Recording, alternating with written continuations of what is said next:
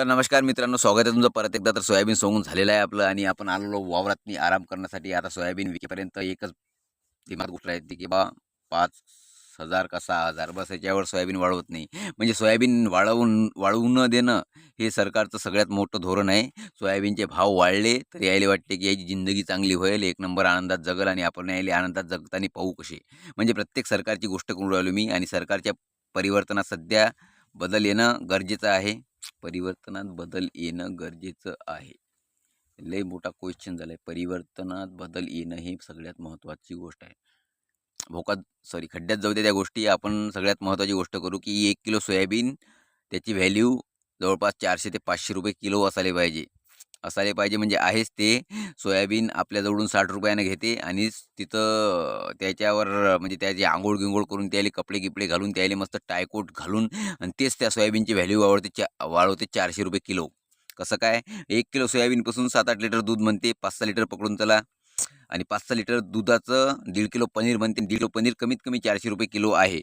Soybean paneer, त्याला tofu म्हणते. त्या टोफूची व्हॅल्यू सध्या एवढी खतरनाक पद्धतीने वाढणार आहे ना, कारण की प्रगत देशाला ते पहिलेच समजून आहे. त्याने ते आत्मसात केलेल्या आहे गोष्टी. आणि देशाच्या गोष्टी नाही करू आपण, एवढे खतरनाक मोठे नाही झालो आपण, आपल्या लेवलच्या गोष्टी करू.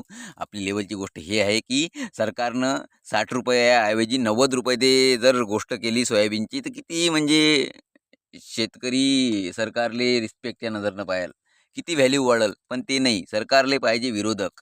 आणि विरोधक जेव्हा सत्तेत येईल तेव्हा अशा गोष्टी नाही झाल्या पाहिजेत. त्यामुळे म्हणतो की शेतकऱ्यांनो, तुमचं स्वतःचं प्रोडक्ट लॉन्च करा, भोका जाऊ द्या, इंडिपेंडेंट राहा, सगळे गोष्टींनी पूर्ण सक्षम राहा, काही कोणावर डिपेंड न राहू. पण जे आपले अधिकार आहे संविधानाने दिलेले आणि आपले हमीभाव तो आपल्या हक्कानं घ्यायलाच पाहिजे आपण, कारण की नाही घेतले तर तो शेतकरी भाई बहुत ही आड़मुठ है, उसका कुछ बोल नहीं सकते, वो कुछ भी कर सकता है। कारण कि यहाँ पे बंजारा समाज का किसान है, बौद्ध समाज का किसान है, मराठा समाज का किसान है और सभी जाति धर्म के किसान हैं भाई। और किसान की यूनिटी बहुत ही स्ट्रांग होती है, ये आपको समझ में आना चाहिए। हमारे गांव में तकरीबन आज से 15 साल पहले हमने एक आंदोलन छेड़ा था, इस बार खेती कोई पेरेगा नहीं। हमने पूरा का पूरा उस आंदोलन को पूरा का पूरा साथ दिया, लेकिन बदले में क्या मिला हमको? तंदूरा। इसलिए बोलता हूँ कि हक से लड़ो, एक दिन लड़ने के बाद हमको फल मिलता है। छत्रपति शिवाजी महाराज की गनीमी कावा जो है ना, उसको मद्देनजर रखते हुए लड़ाई करो, सब्सक्राइब करो। मिलते हैं नेक्स्ट टाइम, स्क्रॉल करते हुए। Good bye.